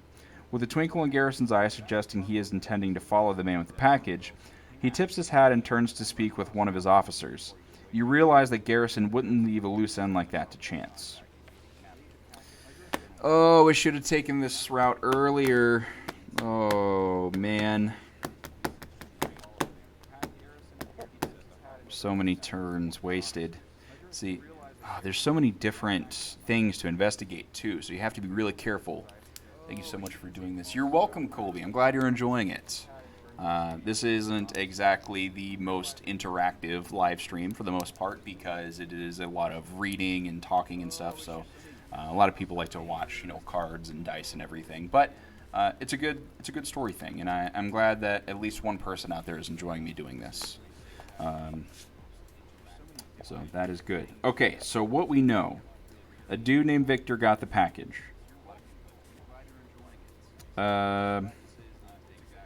And we know that Edward Hartwell ended up in the sanitarium.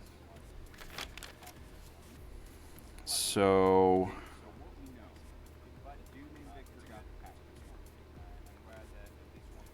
let's find out where the sanitarium is.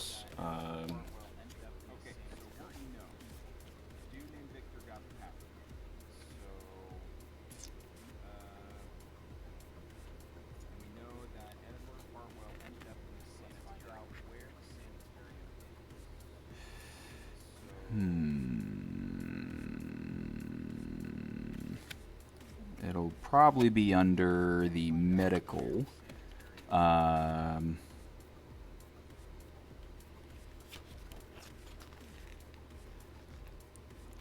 Churches and funeral homes.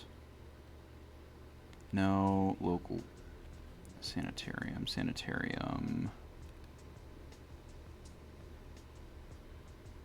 Diners, local cultures. Gas stations, construction, hotels, local government, medical facilities. Arkham Sanitarium, D1.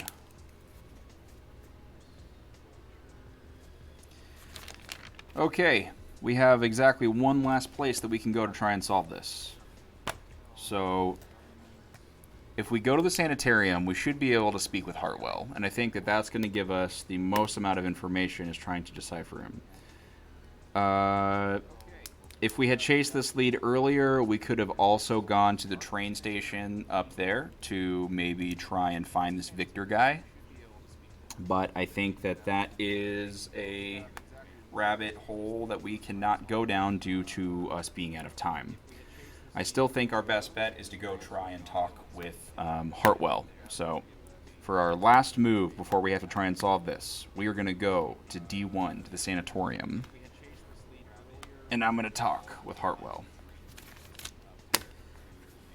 Alright.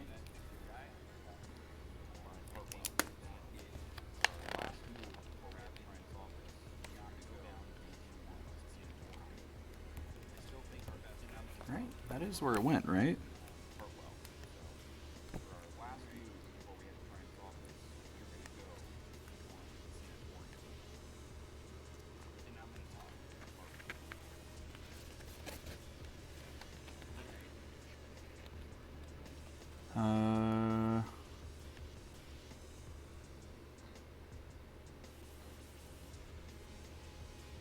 Sanitarium is at D1.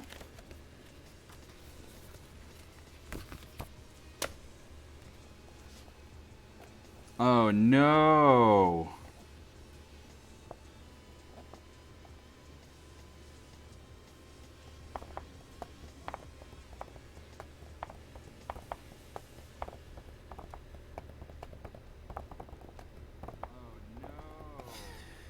Oh man.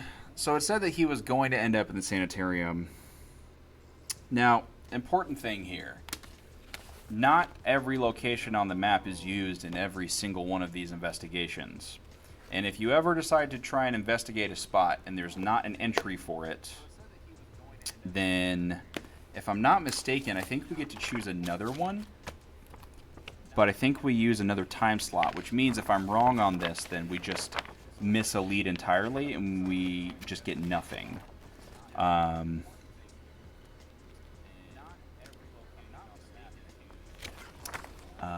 It is important to note that a player's travel location without an encounter, they do not count that location in the final count of locations to square penalties in the investigation. It's important to remember.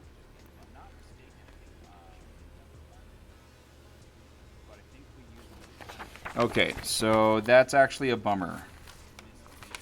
Because it's still, so we still use the time slot to go there, but it doesn't count against us in our score. So that means that we are out of time entirely. And I would love to bend the rules and chase a different lead, but that is not how games are played. Rules are there for a reason.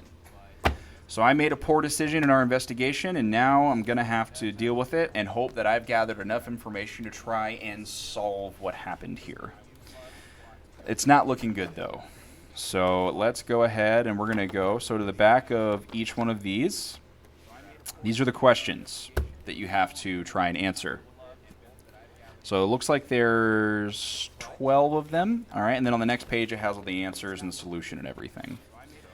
So let's answer these. So, question number 1. What is the name of the woman who collapsed in the street? We know that. That is Martha Modine.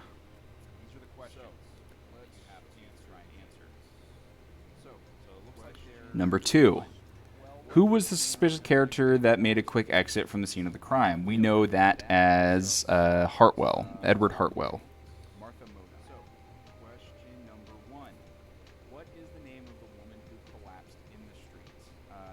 Number 3, how did the woman come by her injury?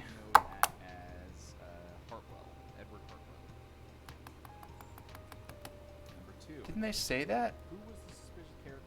Didn't they say she was stabbed? Yeah, I thought that...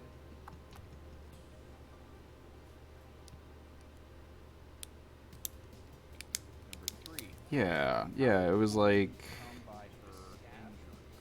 stabbed with a knife. 4.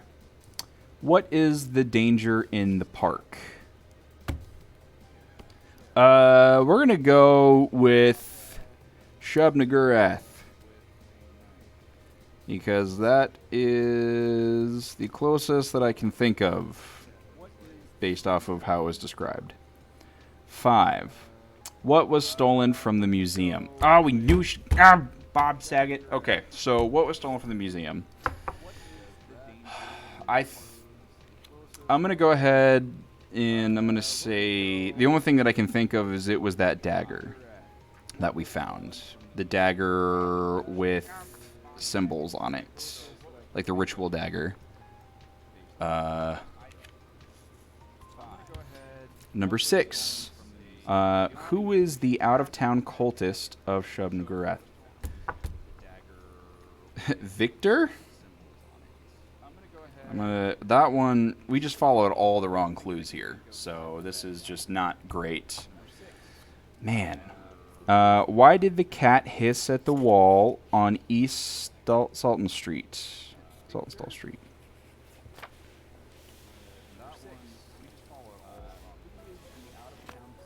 It said that there was something in the basement. I'm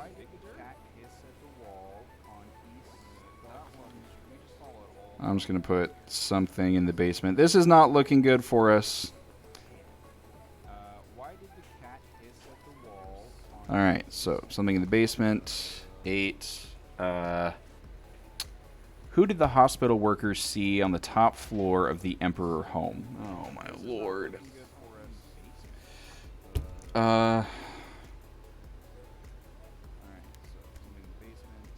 Man. Who do they see?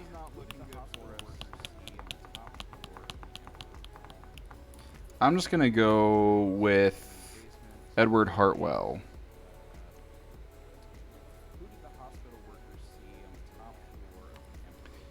Number 9. What was Barclay Rudger up to? I have no idea who that is. That is a hard I don't know. No, that person was never mentioned. What was the name of the late night graveyard visitor? Man, we missed everything. Like half of this. Oh, wow. We really messed up. We chased all the wrong leads here. Late night graveyard. That's strong. I don't know. Why did the late night graveyard visitor visit at night? And what was he doing? I don't know. And number 12. What is the word scrawled all over the Emperor home? Oh, I know that one. That is Nyarlathotep.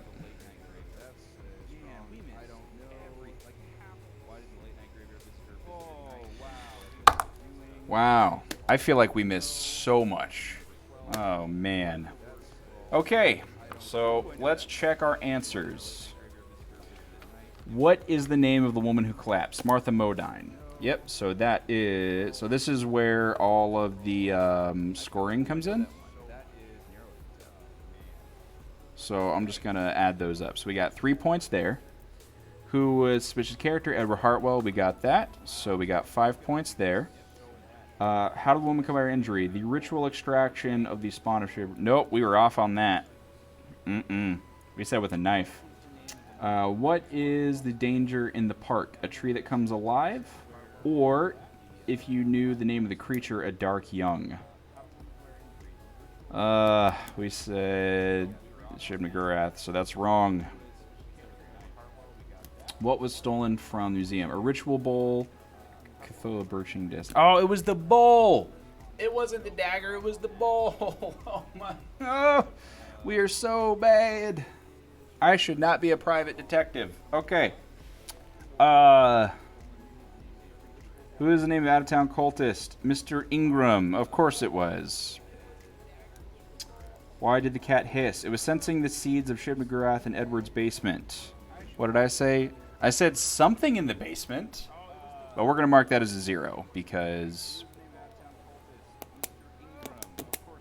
if I had followed the right leads, I would have found out that those were the seeds of Shub-Niggurath, and then that would have done all that. Ooh, I really messed this up. Who did the hospital workers see on top floor of the Emperor home? Members of the Silver Twilight. Oh, come on. Drinking with his friends in the University Owl. What was Bartley Rutger up to? Had no idea who that was. What was the name of the late night visitor to the graveyard? Thomas Isley. Yep, no idea what that. Why did the late night do? No idea from that. What was the word scrawled? Nyarlathotep. We got that. We got it. So we answered 3 of 12 questions correctly for a total of 9 points. Oh my goodness. This is not bad.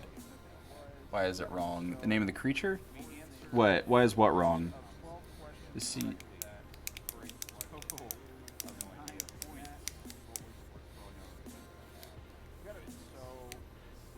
The name of the creature was a Dark Young. It wasn't Shib-Niggurath. It was a Dark Young. Shib-Niggurath, I think it was described as like it was supposed to be the spawn of Shib-Niggurath. So I think that that's what it was supposed to be, was either the tree that comes alive, or we would have found out that a Dark Young is what it was called if we would have followed the right leads. So I'm not going to count that for us, unfortunately. Alright, sanity penalty. If you visited Uptown Park encountering the Dark Young, deduct 1 point from your score for mental trauma as you try to convince yourself imagining got the better of you. So we actually have 8 points. Locations visited. Count the number of locations you traveled unless a location did not contain an actual written encounter. Deduct 1 point for every location you traveled past 7. Armitage figured it out in 7. So that would be 4. So we're going to lose 4 points. We're going to go down from 8 to 4. Final score. If we had at least 12 points, we would have won. Which we did not. Fewer than 12 points. Armitage realizes you are still an amateur and he offers you a bit of help on the next investigation. On your next investigation, you may visit one more location more than Armitage without getting a penalty. If I scored 18 or more points, there's no way that's even possible. I don't even understand. And then there's that. Oh, man. That was terrible. But we do have a solution here. Okay, so here's the solution. In the end, a simple mystery. Back at Armitage's office, you feel the legwork of the week was far from simple. Garrison, reclining near the open window in a leather winged back chair, gives you a look that implies he agrees with you. Garrison says, there was the question of the woman's identity to wrestle with Henry. That seems like the most pertinent fact that we were missing from the start. Armitage nods. Indeed, that was forefront of my mind as well, Inspector, and once I had visited Haruma at Rennie's boarding house, I was able to put a name to our young lady, Miss Martha Modine. Garrison looks perplexed. What on earth led you up the French Hill to Rennie's house? Armitage grins. Alas, Inspector, so wrapped up were your officers in door-to-door solicitations over the identity of the young lady, they neglected her possessions. Her receipt from the boarding house clearly showed that she had intended to stay here for another month. This then led me to the fiend Hartwell, and his lair, so clean and tidy. Garrison shrugs grudgingly, an admission that a focus on the surrounding streets was the wrong call given the circumstances. Well, what happened to her then? Why did that villain Hartwell attack the woman he professed to love? That, Inspector, perhaps we will never fully comprehend. Mr. Edward Hartwell had a love greater than the one he professed to hold for Martha. There was a special bond between the two, but Edward was held thrall to dark powers beyond our worlds. The rantings he uttered upon his arrest were testament to that. His love for the unspeakable evil of Shub-Niggurath outweighed even his fondness for the lovely Miss Modine. He must have been planning it for some time, slipping one of those damnable seeds into Martha's food where it wriggled its way into her chest cavity, there to grow and feed on her like a parasite. Man, we caught none of this. Martha was the unknowing host to this evil inside her. I must admit that weasel Pascal was of some use there, and it confirmed what I had learned from reading Ibon in the library. A lingering memory of his feelings for Martha must have prompted Edward, in remorse, to redress her and lay her out to expire rather than complete the prescribed sacrifice. It is likely that the secretions of the spawn, that foul mucus, stayed the blood for a short amount of time and dulled the pain. As the influence of the spawn waned after its removal, it is clear Martha awoke and was able to stagger back to the street to try and find help. Garrison interjects suddenly. Why the attack in the public park then? Surely he was taking a risk in such a public place. Armitage pauses, then knowingly responds. It would seem the ritual needed to be overseen by a watcher, a Dark Young. Shub-Niggurath's blasphemous child. Where could one of these evil creatures hide in Arkham but in a heavily wooded park? He needed to conduct the ritual outside. What risk was there in the overgrown part of Uptown Park? With a slice and a snap of bones, he was able to free the unholy spawn and store it in the Cathatha birthing dish that was taken from the museum. That is, until he could transfer it to more secure bindings and hand it off to his friend, Victor Ingram. It is a shame that you missed him, Inspector. Garrison nods at the suitcase next to Armitage's desk, the twinkle back in his eye. Aye, a shame. It seems like you and I have a trip to make in the morning. Unfinished business. The path of Armitage is that he went from the hospital to the library, from the library to the museum, from the museum to Pascal, from Pascal to Corbett, from Corbett to the boarding house, and from the boarding house to Hartwell's house. So bad. I did so bad. All right. So we went minorly insane, and we ended with 4 points, and we got basically a third of everything done. Oh my goodness. So, yeah. Even on the introductory one, we just chased so many leads that had nothing to do with anything. And that's kind of how this game is set up, is you have to be mindful of what could happen. Like, you have to be very careful of the leads that you follow, because even from that first clue, we had, 4 or 5 different leads that we could follow. So it's just a matter of deciphering what may be the most interesting, or what is the most useful clue that you think that you should follow. Like our trip to the church where we found the homeless guy with one eye who told us her first name, completely irrelevant, because I missed the fact that they mentioned a diner that was on the east side, and then we found a diner that had the word Bell in it. So, yep. So there's that. Like, maybe if we went to the bookstore, we could have found something. We never even went to the university. The university could have told us what it was. Maybe if we talked to Sanford, but yeah. So an important note here. So we did go to the scene of the crime to try and investigate, even though we were told not to go there because the police were handling it. If we hadn't done that, we wouldn't have lost points to insanity.